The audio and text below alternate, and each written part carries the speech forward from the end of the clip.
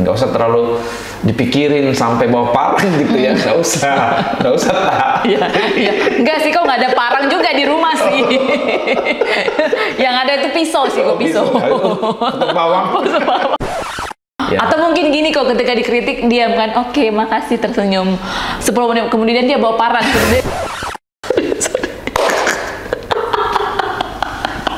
Kok ngeblank sih aku. 3, 2, 1 and action. Hai sahabat curhat bersama Nulife, kembali lagi di podcast curhat bersama Nulife. Dan di episode kali ini gak kalah seru dengan tema-tema yang minggu lalu.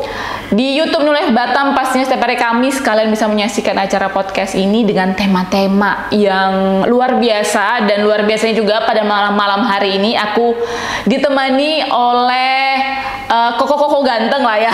Saya bilang ya, masih muda. Masih muda kan kok? Masih muda. Yes. Ya, muda bukanlah usia, tetapi apa kok? Jiwanya.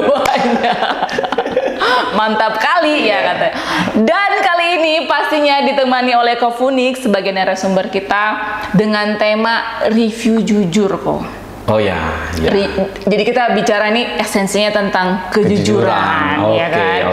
Kemarin kok ada salah satu konten yang viral di TikTok dan Instagram. Tadi ada satu food vlogger yang mereview jujur sebuah resto, ya.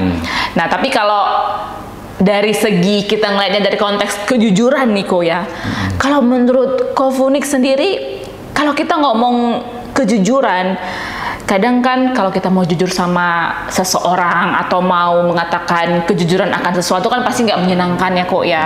Adalah pasti nggak menyenangkan. Nah tapi kalau menurut Kofunik nih, bagaimana nih supaya kita bisa tetap berkata jujur tapi nggak menyakiti orang lain, tanpa merugikan orang lain dan tanpa menjatuhkan atau menyudutkan orang lain? Mustahil nggak sih kalau menurut Koko kalau bisa kita jujur tanpa menyebabkan ke beberapa hal yang tadi aku sebutkan tadi? Nggak mustahil. Nggak mustahil? Ya. Bisa kita berkata jujur tanpa menyakiti kok? Harusnya. Karena sebetulnya kita ini hidup harus bijaksana. Oke. Ya kan?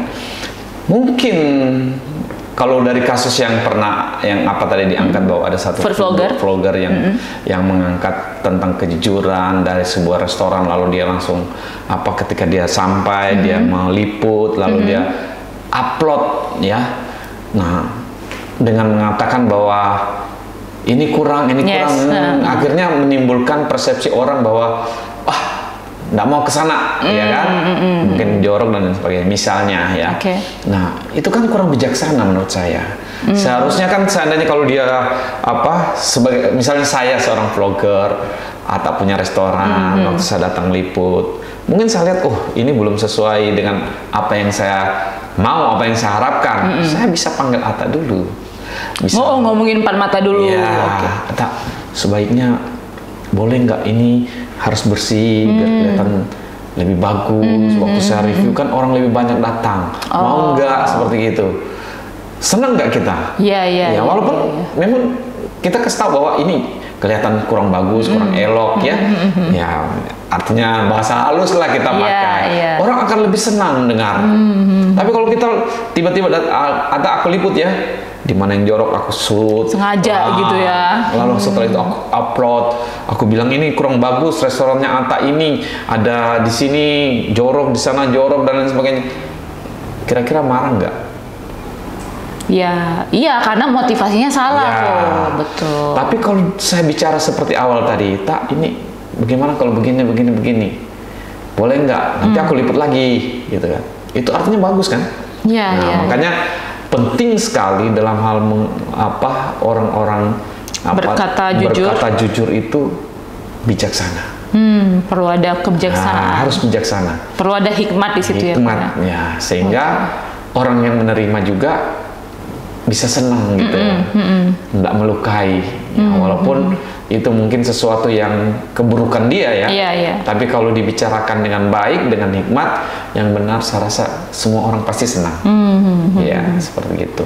Jadi kesimpulannya ketika kita mau berkata jujur, suatu hal yang nggak mustahil ya kalau kita berkata jujur itu nggak menyakiti orang lain. Kita harus ngeliat juga motivasi, caranya, dan butuh hikmat di sana ya Ko ya. Betul sekali. Oke. Penting sekali itu, karena kalau enggak nanti kita akan banyak melukai orang.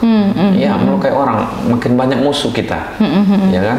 Sementara orang bilang, ada pepatah bilang kalau satu musuh itu terlalu banyak. Ya, 1000 kawan terlalu sedikit. Artinya apa? Jangan ada musuh gitu ya. Iya. Kalau misalnya kita diberikan kritikan sama orang lain gitu, seharusnya kita harus bersikap bagaimana sih Ko? Kadang-kadang kan kalau misalnya kita diberikan kritikan orang lain, terkadang hal itu membuat kita sakit hati, terintimidasi. Tapi sebenarnya bagaimana sih cara kita menyikapi yang benar ketika kita dikritik atau diberikan review jujur sama seseorang? Gimana Ko? Jadi kalau ditanya bagaimana sikap, harusnya ya kalau kita bijaksana, baik sebetulnya menurut saya. Kalau saya dikritik, dikasih masukan, kalau itu baik, ya why not? Kenapa kita nggak mau terima yang baik, ya kan? Tapi kalau ada yang misalnya nggak baik, ya, yang nggak sesuai dengan kita, ya sudah, abaikan aja. Kan nggak apa-apa, nggak merugikan kita, ya kan? Tapi kan gue sempat didengar gitu. Ya. Yang ada kalau didengar tuh kayak, ini gerem nih orang, ini siapa sih yang kritik-kritik gue gitu. Betul. Tapi kalau kita hidup benar, kebenaran itu yang akan membuktikan. Kebenaran itu yang akan membuktikan. Orang akan melihat hidup kita gitu kan. Betul. Apakah kita itu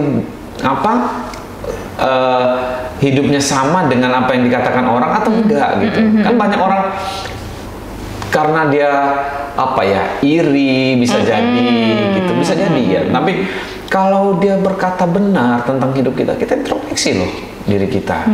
Harusnya ya. Jadi jangan cepat-cepat marah, jangan cepat-cepat emosi, naik darah, bawa parah gitu.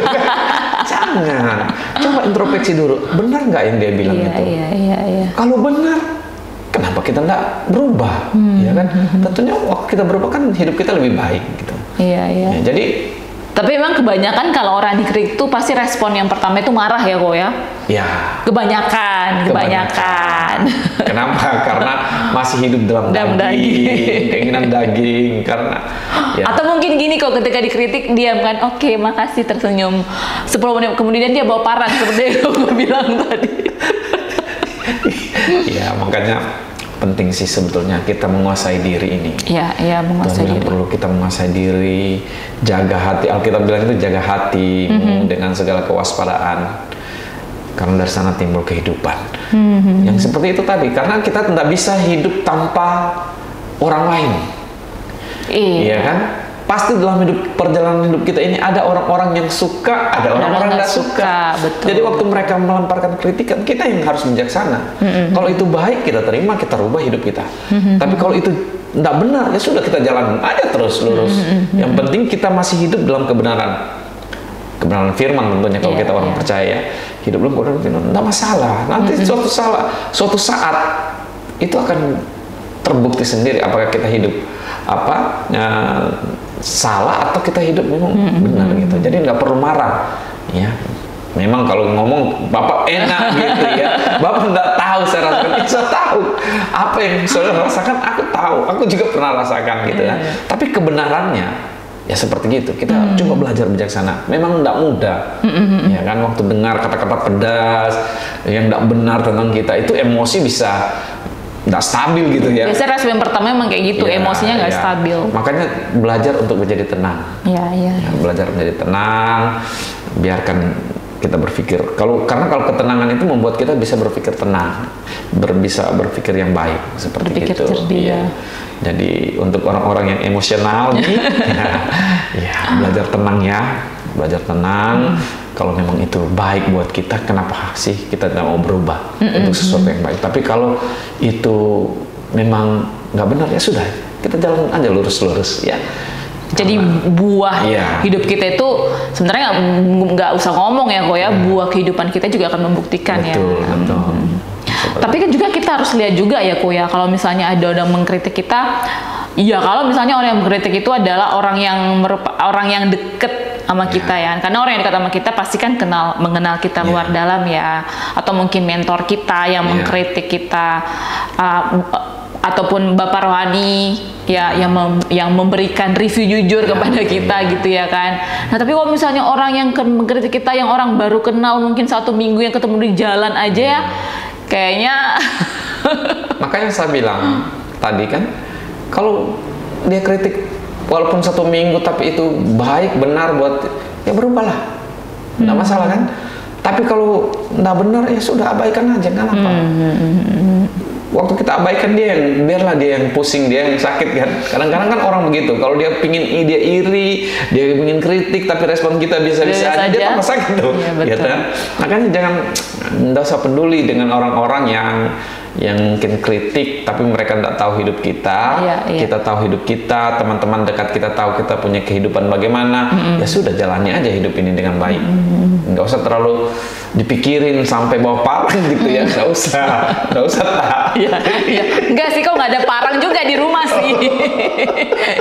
Yang ada itu pisau sih, kok pisau. Untuk bawang. Nanti kok rencana mau beli parang sepulang ini.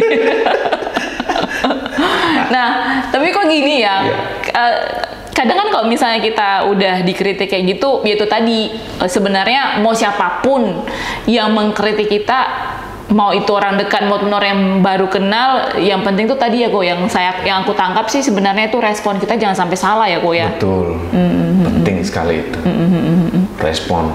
Ya kalau kita punya respon salah, sudah pasti salah nanti, akibatnya juga salah panjang jadinya ya. Sebetulnya tidak ada masalah, akan jadi masalah. Ya. Coba kalau kita di review yang jelek-jelek gitu ya, tapi kita lalu kita emosi, kita ribut perang, bisa ke kantor polisi kita jadinya ya kan, lapor gitu ya. Betul. Tapi kalau kita santai aja ya biar aja lah, ya nanti hidup kita yang akan membuktikan seperti gitu. Kebenaran itu nggak bisa dihapus, ya. Kebenaran itu tetap akan dinyatakan seperti gitu. Ya. Bicara mengenai konteks kejujuran kok ini dalam suatu hubungan ya. Berteman atau lagi teman dekat nih gitu ya sama orang yang akan bakal menjadi pasangan hidup kita kelak, perlu nggak kita berkata jujur, menceritakan masa lalu kita kepada pasangan kita? Kan kadang-kadang kan memang ada hal-hal sesuatu yang ya nggak perlu nggak perlu diceritain lah ya kok ya. Kalau menurut Koponex gimana itu? Iya, penting sih jujur itu, tapi kita juga punya privasi. Jangan sampai juga begitu baru kenal cerita semua. Enggak juga, kita lihat dulu dalam perjalanan. Makanya kan waktu kita pacaran, masa pacaran itu sebetulnya masa pengenalan satu dengan yang lain. Iya. Kalau kita lihat orangnya ini memang punya perhatian, punya hati baik, gak apa-apa kita pelan-pelan. Karena penting, jangan sampai nanti sudah di pernikahan baru ketahuan segala macam tetek bengeknya, ya kan, itu kan akan lebih rumit jadinya dalam menyelesaikan. Semuanya itu harus jujur kok. Ya. Baik dari masalah misalnya utang, keuangan. Oh itu harus. Itu harus. Lah utang sendiri lah kok. Ya, itu harus ya. Jadi perlu kejujuran dalam membangun hubungan itu rumah tangga. Kenapa? Karena dari awalnya kita sudah nggak jujur. Karena waktu kita tutupin satu hal, nanti akan ditutupin lagi dengan kebohongan. Akhirnya jadi kebohongan demi kebohongan, dan itu berisiko dalam rumah tangga. Kalau kita sudah dari awal membangun hubungan dengan apa adanya saya ya, saya seperti ini, hidup saya, latar belakang keluarga saya seperti ini, masa lalu saya seperti ini, gimana, kamu mau terima nggak? Ya aku terima kamu apa adanya, oke. Baru kita bisa masuk ke jenjang pernikahan. Tapi kalau dia nggak bisa terima, lebih baik dari awal daripada kita paksakan masuk ke dalam rumah tangga, karena akan berabe nanti. Untuk apa kita menikah lalu bercerai? Kan nggak ada gunanya. Nah, lebih baik kita jujur dari awal, karena nggak ada manusia yang sempurna. Ya, semua manusia punya kekurangan, punya kelemahan. Tapi kalau kita bisa jujur dan kita bisa menerima satu dengan yang lain, keren. Gitu. Tapi penting nggak ya sih kok kejujuran itu? kenapa sih ada keluar statement ya udahlah nggak apa-apa lah, berbohong demi kebaikan, gitu. Itu yang keliru. Itu gimana tuh? Kejujuran itu penting. Kenapa itu membuat orang trust, orang percaya sama kita, ya kan? Waktu Atta jujur itu makin saya bisa percaya, karena hubungan itu harus dibangun atas dasar kepercayaan. Dimulai dari mana? Dari kejujuran itu. Rumah tangga begitu, apalagi bisnis juga begitu, pertemanan juga begitu. Coba kita dengan teman kita nggak jujur, sekali aja kita dia ketahuan nggak jujur, nggak dipercaya sudah.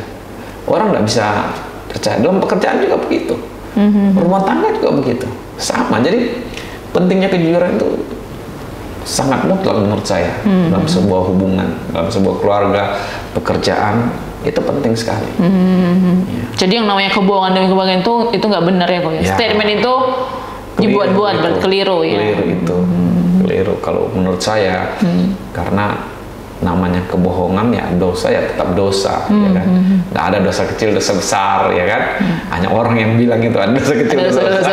Sama dosa ya. Di mata Tuhan itu dosa sama aja, dosa kecil, dosa besar, dosa. Ya, makanya kita harus jujur pada diri sendiri, jujur sama teman, sama saudara, sama keluarga, sama anak-anak, terlebih sama Tuhan. Itu yang paling penting. Yes, betul. Jujur sama Tuhan ya. Kalau nggak bisa jujur sama Tuhan aja nggak bisa, gimana mau jujur sama orang lain ya? Terbalik. Semua orang yang kelihatan aja kita nggak jujur. Terbalik statementnya ya. Direvisi ya guys ya, direvisi.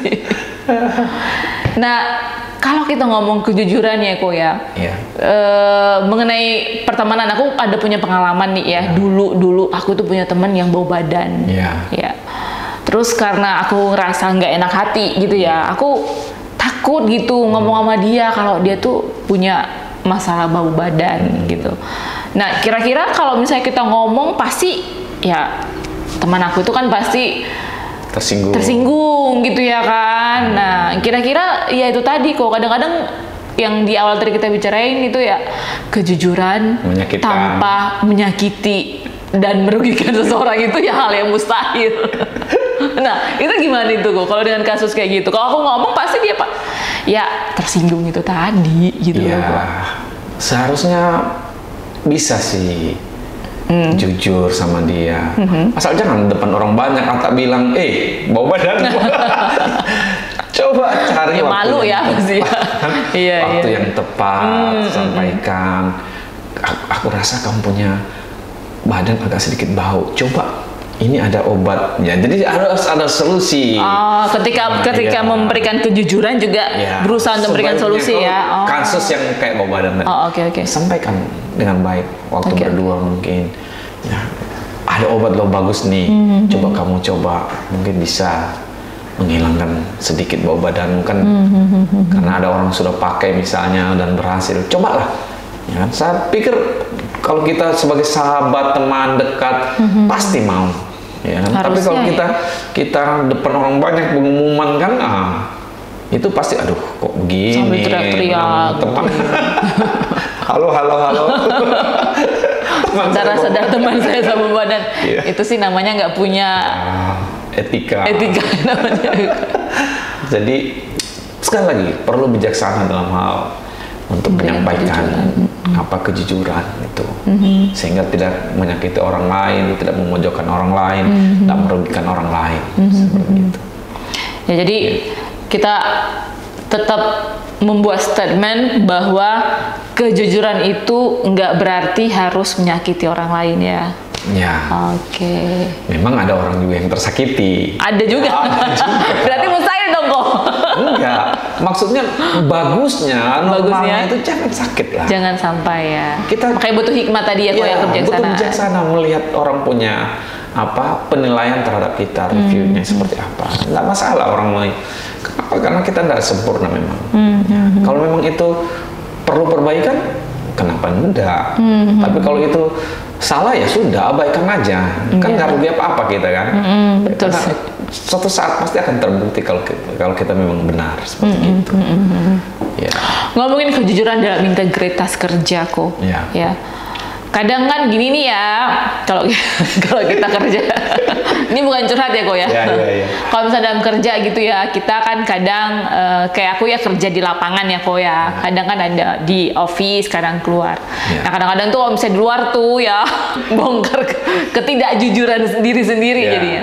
Kadang kan di luar tuh kalau misalnya ketemu sama klien atau customer gitu ya, harusnya udah siap nih ketemu, tapi kadang aduh malas nih balik kantor, udahlah ngopi dulu lah di kafe gitu ya. Nah hal-hal yang sebenarnya kan itu nggak tidak sesuai dengan integritas kerja lah ya. Tapi kalau dari pandangan Ko Funik sendiri itu gimana kok? Ya kalau saya yang aku nggak membela diri ya. Kalau saya yang punya perusahaan ya, untuk orang yang kerja di luar seperti gitu, yang penting mereka kerja menjalankan tugasnya dengan baik ya sudah. Apa salahnya sih kalau cuma pergi minum kopi, kan capek juga. Iya sih kok. Ya, aduh makasih ada yang bela berarti. Ngapain kita harus tekan kita punya karyawan yang sudah bekerja keras untuk kita, gitu kan? Masa siang-siang dia ketemu semua enggak juga, ada waktu-waktunya. Biarkan dia relax sehingga waktu dia ngopi, selesai ngopi, dia semangat lagi kerja. Punya spirit yang baru lagi kan kau ya. Jangan kita tekan terus gitu ya. Itu bapak-bapak yang punya perusahaan, jangan tekan karyawannya. Biarlah karyawannya itu bisa, mungkin waktu dia minum kopi muncul inspirasi baru, ide-ide baru, kan itu jauh lebih bagus daripada dia stres. Wih, mau pulang kantor dulu ini, lapar dulu ya. Kan bijaksana lah. Makanya sekarang kan jauh lebih bagus, banyak orang-orang yang kerjanya itu dari rumah malah. Iya, betul. Kan? Work from home ya, WFH. Kerja dari rumah lebih ini. Yang penting maksimal. Zaman sekarang kan bukan soal kamu absen, tapi kalau nggak produktif ngapain? Betul. Absen pagi jam 6, pulang jam 6 sore, tapi duduk-duduk aja di kantor, ngapain stres juga. Tapi dia kerja di luar, tapi memang benar perusahaan itu berjalan dengan baik. Dan ada hasil ya. Ada hasil. Apa salahnya gitu ya? Betul. Ya, jadi saya kira nggak masalah sih kalau saya, saya berharap juga yang dengar kalau punya, ya yang penting dia bekerja keras, ada hasilnya ya. Betul. Ngapain kita larang kalau cuma duduk minum kopi dengan teman? Nggak ada masalah sih. Usaha hasil tidak akan membohongi usaha juga ya kok ya. Ada hasil gitu. Kalau kayak kamu gini kan, aku lihat kan, bekerja keras. Bekerja keras. Ya. Jadi percaya kok ya. Percaya. Berkata jujur berarti ya, berkata jujur. Nah, kok kalau misalnya mengenai kejujuran dalam keluarga kan, Ko Funik sendiri kan sudah dikaruniai 2 anak ya. Iya, betul. Nah, kira-kira pernah nggak sih Ko dikritik atau dikasih review jujur gitu sama anak ya kan? Misalnya kira-kira ini papa kok ini sih main HP terus di rumah ya, walaupun nggak segitu ya kok ya. Mungkin ada beberapa hal nggak yang pernah dikritik sama anak. Pantas nggak sih seorang anak juga ngekritik orang tuanya kok? Kalau saya ya sama keluarga ya, saya itu memberikan kesempatan juga buat anak-anak saya untuk bisa menilai papanya seperti apa. Nggak marah saya kalau saya salah. Iya. Pernah sekali ya. Kami pulang dari gereja, tiba-tiba ada yang nyelip, gitu. Apalah orang ini? Aku langsung marah. Reaksi kan? Apa orang ini? Anak saya langsung bilang di sebelah, "Papi ini baru pulang gereja." Oh iya, sorry. Ya sama aja. Iya. Langsung diam saya. Ya, dia benar. Ya. Jadi anak-anak itu sekarang nggak bisa kita bilang kayak dulu harus diam, pokoknya apa yang dibilang orang tua ikut. Enggak, sekarang zamannya sudah berubah. Anak-anak itu nggak bodoh sekarang. Lebih kritis ya. Mereka biarkan mereka berani mengungkapkan apa yang baik, ya kan? Jangan sampai dia diam-diam aja, enggak. Jadi kalau ditanya gimana, apakah anak itu bisa mengkritik, memberikan review? Dan orang tua? Ya wajar. Kalau saya wajar, karena saya bapaknya, saya orang tuanya, wajar loh. Dia kasih tahu bapaknya, karena kita orang tua bukan berarti kita orang tua kita sempurna, enggak. Pasti kita punya kelemahan, kita punya kekurangan. Sehingga waktu kita menerima dia kritik, kita menerima, dia juga bisa nanti suatu saat dia jadi bapak, anaknya kritik, dia bisa tahu, oh iya saya salah. Nah, dengan demikian keluarga kan akan lebih bagus. Seperti gitu. Anak saya kalau saya salah dia pasti tegur. Tapi yang paling banyak itu kalau ketika ada yang terima. Bikin marah gitu ya. Ya. Diingatkan kembali ya oleh anak-anak. Anak-anak itu tidak selalu salah, pasti mereka juga ada benar. Seperti gitu. Tapi kalau kita misalnya orang tua dikritik, kita ada punya alasan dan kebenaran, kita mesti sampaikan ke mereka secara terbuka juga. Kenapa kau begini? Alasannya gini. Jadi kami sudah belajar terbuka di dalam keluarga seperti gitu. Ya. Dikritik anak, tapi selama memang orang tuanya mau menerima. Iya. Jadi butuh respon yang benar juga ya dari orang tua ya ketika dikritik. Iya. Apalagi kalau itu menyangkut kesalahan kita yang nggak bagus ya, itu penting kita belajar terima. Karena kalau orang lain kadang-kadang nggak berani ya, segan sungkan. Tapi kalau anak ceplos saja dia kasih tahu seperti itu ya, kita belajar lah. Ya, mengkritik sebenarnya juga anak mengkritik orang tua mungkin karena faktor kedekatan, karena faktor hubungan dekat juga kali ya, Ko ya. Kalau misalnya jauh gitu, pasti yang ada takut ya, Ko ya. Karena saya pernah layani satu keluarga juga begitu. Anak ini penurut memang, tapi terpaksa. Oh ya? Iya, dia disuruh bapaknya ke gereja, doa pagi jam 5. Dia pergi, tapi di sini memberontak. Akhirnya apa yang terjadi? Anak ini menjadi stres. Nah, stres. Bapaknya juga jadi stres. Kok ini diajar baik, nggak mau dengar, suruh berdoa, nggak mau. Apa yang salah kalau pergi berdoa? Ya beda zamannya kita dengan dulu. Ya, kita mungkin anak ini belum ngerti apa artinya itu doa, apa artinya itu menyembah Tuhan. Jadi dia merasa ini suatu tekanan dalam hidupnya. Nah, makanya seharusnya orang tua kan menjelaskan kenapa kita harus berdoa, kenapa kita harus menyembah Tuhan. Kalau dia bisa nangkap dengan baik, saya rasa tanpa disuruh pun dia akan datang untuk berdoa. Nah, hal-hal begini itu karena orang tua itu tidak memperhatikan anaknya, tidak mau memberi kesempatan anaknya untuk review. Begitu dia ngomong satu kata, orang tuanya langsung sambung. Dua kata, orang tuanya langsung sambung. Akhirnya anaknya diam aja, ngikut aja, tapi di sini memberontak. Gitu. Makanya penting sekali kita memberikan juga anak-anak itu kepercayaan mereka. Jangan marah gitu ya. Nah, kalau itu baik, kita terima. Kalau salah kita luruskan. Jadi tidak masalah kalau anak kita kritik kita. Tinggal kita lihat apakah benar atau salah. Kalau salah kita luruskan, kalau benar ya kita ikuti apa yang salah. Oke, kita ingat kembali ya, Ko ya.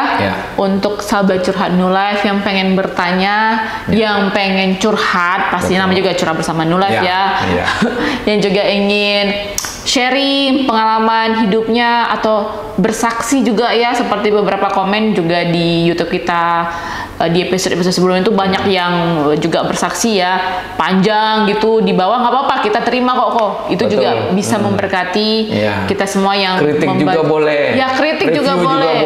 Review juga boleh ya, review jujur ya, Ko ya. Review jujur. Ya, kita sama-sama memperbaiki kalau ada yang baik kan. Betul. Ada yang kurang. Misalnya kasih masukan juga dalam program kita ini ya boleh juga ya, Ko ya. Betul sekali. Kak, tolong supaya lebih baik lagi tentunya. Pastinya. Jadi berkat buat orang lain. Pastinya kita ingatkan kembali, ingin kritik, ingin memberikan review jujur, ingin komen, ingin bertanya, ingin sharing, ingin memberi kesaksian, boleh langsung komen aja di bawah ya. Kita persilahkan. Sharingnya juga gratis, sharing videonya ya, Ko ya. Subscribe-nya juga gratis. Lonceng. Iya, dan bunyikan juga itu lonceng notifikasinya. Jadi kalau misalnya ada video terbaru dari kita, sahabat curhat bersama New Life adalah orang yang pertama diberitahu ya.